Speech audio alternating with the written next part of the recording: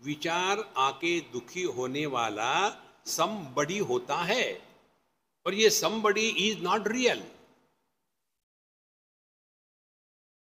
आदमी से पति को अलग करके दिखाओ।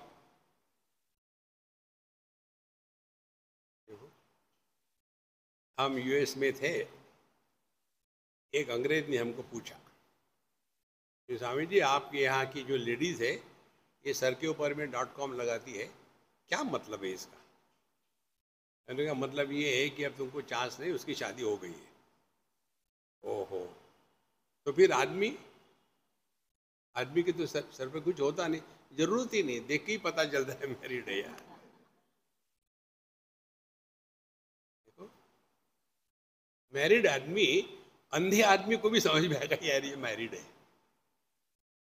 देखो, तो जब आपके अंतःकरण से ये सब चीजें हट गई तो क्या रहेगा? ध्यान से सुनना, जिसको जय कृष्णमूर्ति जी कहते थे, उनका शब्द है ये। वो कहते थे ऑब्जेक्टलेस अवेयरनेस, केवल होना मात्र, कुछ बनो मत। पति बनोगे तो पत्नी का विचार करोगे, पत्नी बनोगे तो पति का विचार करोगे, माँ बनोगे तो बच्चे का विचार करोगे, बच्चे बनोगे तो माँ बाप का विचार करोगे। कुछ बनो मत। Remain as nobody. As nobody you cannot think.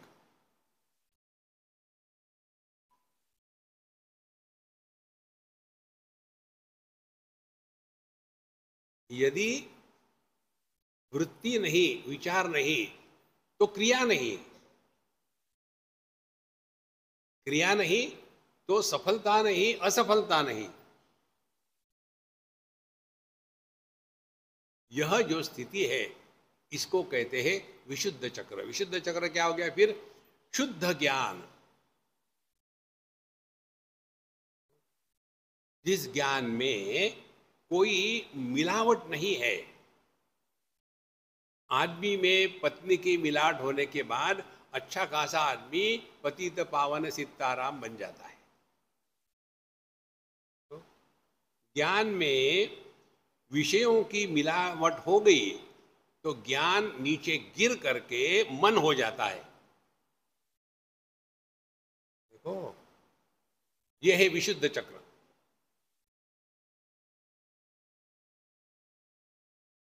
अब यहां नहीं रुकना। तो जब हम अपने जीवन के किसी भी अनुभूतियों से प्रभावित होना बंद कर देते हैं 100%, तब जा करके अगली स्टेप आती है। वो स्टेप कौन सी है? कि अहम ब्रह्मास्मि। ऐसे नहीं कि मैं तो ब्रह्म हूं, बाकी के भ्रम है। तो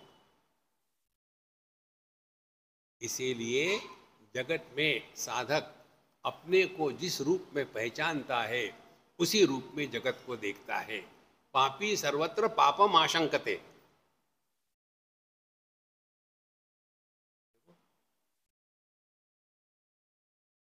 एक बार हमारे भगवान रमण महर्षि को पूछा कि महाराज, दूसरों की विचार बहुत आते हैं, क्या करें? बोले दूसरा है नहीं।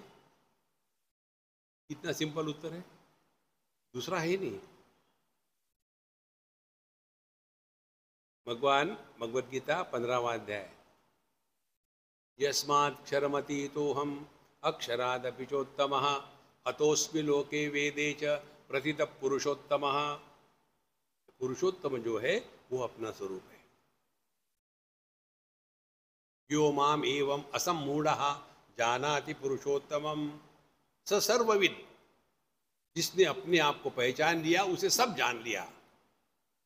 और भजति माम सर्वभावेन भारत। फिर वो किसी की सेवा करता नहीं, उसके होने से ही सेवा हो जाती है। तो महाराज, अब हम अध्यात्म के मार्ग पर ठीक चल रहे कि नहीं, कैसे पता चलेगा? इसका एक ही लक्षण है, आपके उपस्थिति में निगेटिव विचार आएंगे नहीं, प्रसन्नता होगी। जैसे कहीं सुगंध का फूल हो तो वहाँ से बदबू कभी नहीं आएगी। इसी प्रकार से जितने हम अपने स्वरूप के पास रहेंगे उतना हमारे अगल बगल का पूरा वातावरण मस्त प्रसन्न रहता है। और इसीलिए ये जो उल्टी सीधी साधना करते हैं ना हम लोग कि ये करना है वो करना है, प्राणायाम करना है और फिर योगा करना है, ये चक्कर में मत पड़ो।